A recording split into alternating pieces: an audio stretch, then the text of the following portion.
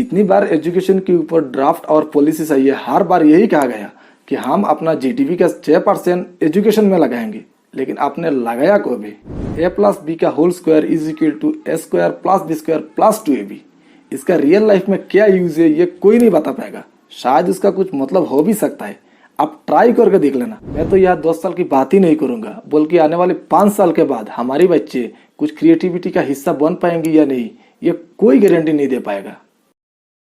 2017 और 19 मिला के एनसीईआरटी ने एक डेटा पार्लियामेंट में पेश किया था, जिस डेटा के हिसाब से 4000 बच्चे जिनके एज ग्रुप 14 से 15 साल के अंदर थे, उन्होंने सुसाइड अटेम्प्ट किया अपनी एकेडमिक एग्जाम्स फेल होने की वजह से। देखिए, असल में देखा जाए तो ये बच्चों की सुसाइड करने का पीछे का रीजन ये एग्जाम्स नहीं थे, बल्कि ये वो पेरेंट्स थे जो अपनी बच्चों को दिन रात प्यार बोल बोल के अपना गुलाम बना के रखा है कि सिर्फ मार्क्स ला के दिया, मार्क्स नहीं लाया तो झाड़ी, अगर गलती से भी मार्क्स ला भी दिया तो दोस्त लोगों को चिल्ला चिल्ला के नीचा दिखाने लग जाएंगे और सोसाइटी को बुरा फील कराने में पीछे पड़ जाएंगे। देखिए, जितना स्विट्जरलैंड की टोटल पॉपुलेशन नहीं है, उससे ज्यादा हमारा इंडिया इंजीनियर प्रोड्यूस कर देता है, लेकिन फिर भी रिसर्च और इनोवेशन में स्विट्जरलैंड ही नंबर 1 पर है।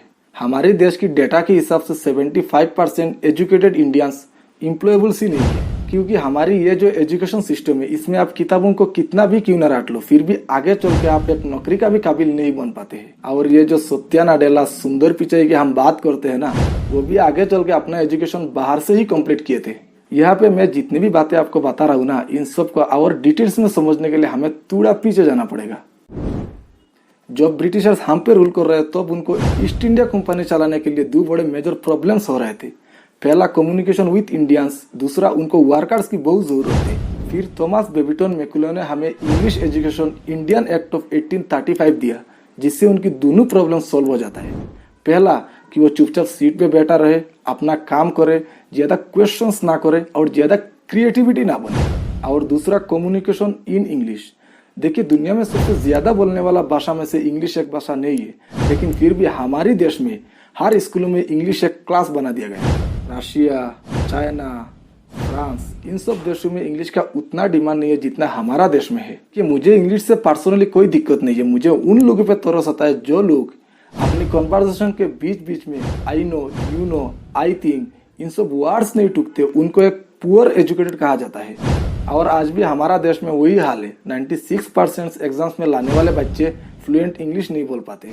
देखिए, 2014 के बाद जब से बीजेपी सरकार आई, उन्होंने प्रॉमिस किया था कि हम एजुकेशन में कुछ चेंजेस लाएंगे। हालांकि उन्होंने कुछ चेंजेस लाया भी था। जैसे पहले आपके बच्चे 5 साल के बाद स्कूल जाते थे, वही बच्चे आजकल 2 या 3 साल से जा रहे हैं, जैसे नर्सरी, KG1, KG2 सब। लेकिन फिर भी फंडामेंटली घुमा फिरा के एजुकेशन सिस्टम को देखा जाए तो ये वही की वही रह गई जो ब्रिटिशर्स ने हमें दिए थे। जितनी बार एजुकेशन के ऊपर ड्राफ्ट और पॉलिसीज आई है, हर बार यही कहा गया कि हम अपना जीडीपी का 6% एजुकेशन में लगाएंगे, लेकिन आपने लगाया को।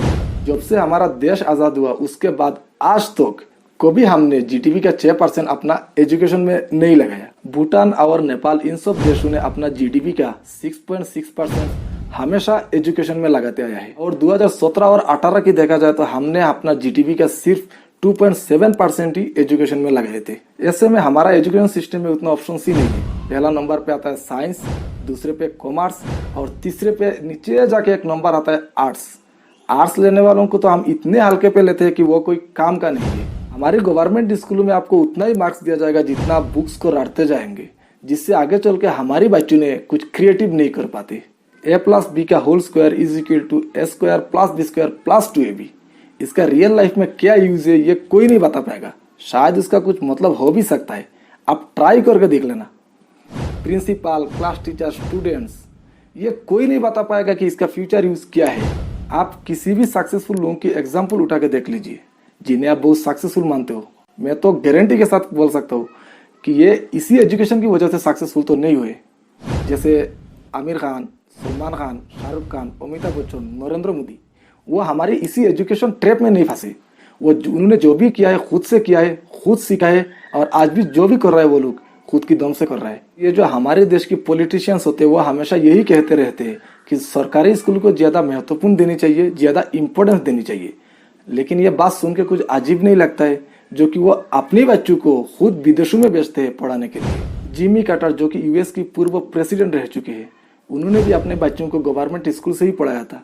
लेकिन यह ऐसा पॉसिबल नहीं है ना। आए दिन हमारे नेताओं के मुंह में यही सुनने को मिलता है कि हमें बच्चों को हिंदी मीडियम में पढ़ाना चाहिए, हमें हिंदी को आगे लेके जाना चाहिए, लेकिन वो खुद अपने बच्चों को इंग्लिश मीडियम में ही पढ़ाते हैं। अगर हमारे करंट एजुकेशन सिस्टम इतने अच्छे हैं तो फिर ये पॉलिटिशियंस, सेलिब्रिटीज ये अपने बच्चों को विदेशों में क्यों भेजते हैं पढ़ाने के लिए। आज की डेट में जिस तरह विदेशों में टेक्नोलॉजी आगे बढ़ रही है और यह हमारा देश में हमारे बच्चों ने जिस तरह किताबों को रखने में चल पड़े हैं, और हम बात करते हैं इनोवेशन की, इंफ्रास्ट्रक्चर की, जिसका दूर दूर तो कोई लेना देना नहीं है। मैं तो यह 10 साल की बात ही नहीं करूंगा, बल्कि आने वाले 5 साल के बाद हमारे बच्चे कुछ क्रिएटिविटी का हिस्सा बन पाएंगे या नहीं, ये कोई गारंटी नहीं दे पाएगा।